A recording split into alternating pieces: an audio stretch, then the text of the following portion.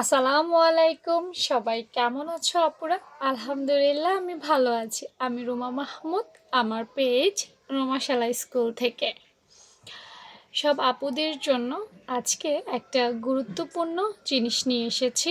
আজকে আমি যে বিষয়টা নিয়ে আলোচনা করব সেটা হচ্ছে একটা কামিজের সাইড ফাড়া নিয়ে। দেখতে পাচ্ছ এই যে অংশটা, এটাই হচ্ছে আমাদের সাইড ফাড়ার অংশ, যেটা কোমর লাইনে থেকে দিতে হয়।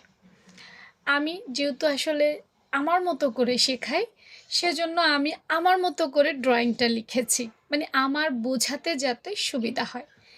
এই অংশটা হচ্ছে কোমর লাইন, আমি জানি, আমি কিন্তু এটা জানি, তাই না? যেহেতু আমি সেলাই কাজ করি, না জানার তো প্রশ্নই আসে না।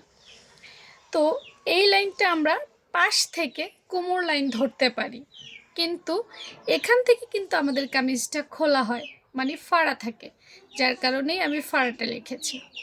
আজকে আমি তোমাদেরকে কামিজের এই ফাড়া লাইন কতটুকু হবে সেইটা নিয়ে আলোচনা করব। তো আশা করি মনোযোগ দিয়ে তোমরা প্রত্যেকটা কথা শুনবে। ম্যাক্সিমাম আপু আমাকে একটা প্রশ্ন করো, আপু সাইড ফাড়া কতটি দিলে ভালো হয়, কতটি দিলে ভালো হয়, কতটি দিলে ভালো হয়। দেখো আপুরা, প্রত্যেকটা মানুষ ভিন্ন, প্রত্যেকটা মানুষের চাহিদা ভিন্ন। তোমরা যারা সেলাই কাজ জানো তারা অন্তত এতটুকু বোঝো যে একটা মানুষ বা ব্যক্তি বা কাস্টমারের পছন্দ অনুযায়ী সবসময় ড্রেস তৈরি করতে হয়। এখন একটা মানুষ কেমন পছন্দ করে, প্রথমে তোমাকে সেটা চিন্তা করতে হবে। কারণ আমার কাছে প্রতিনিয়ত যে কাস্টমারগুলো আসে, তারা কিন্তু বলে যে আপু আমরা সাইড ফাড়াটা একটু নিচে দিয়ে। কারণ হচ্ছে বাতাসে কি হয়ে যায়, সাইড ফাড়ার দুটো অংশ খুলে যায়, অনেক সময় আমাদের রান, আমাদের সালোয়ারের কুচি, হিপ লাইন এগুলো দেখা যায়, তাই না? আবার প্যাটের অংশ দেখা যায়। তো আমি আমার কাস্টমার বুঝে ওভাবেই সাইড ফাড়াটা দিয়ে থাকি।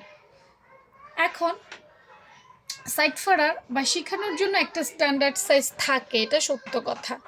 যেমন একটা স্ট্যান্ডার্ড সাইজ 20 থাকে, 20 ইঞ্চিতে সাইড ফাড়া দিতে হয়। কিন্তু প্রত্যেকটা মানুষের উচ্চতা কিন্তু এক এক রকম। মনে করো যে খাটো, তার উচ্চতা উপর থেকে কিন্তু কম, আবার যে লম্বা সে উচ্চতায় কিন্তু বেশি।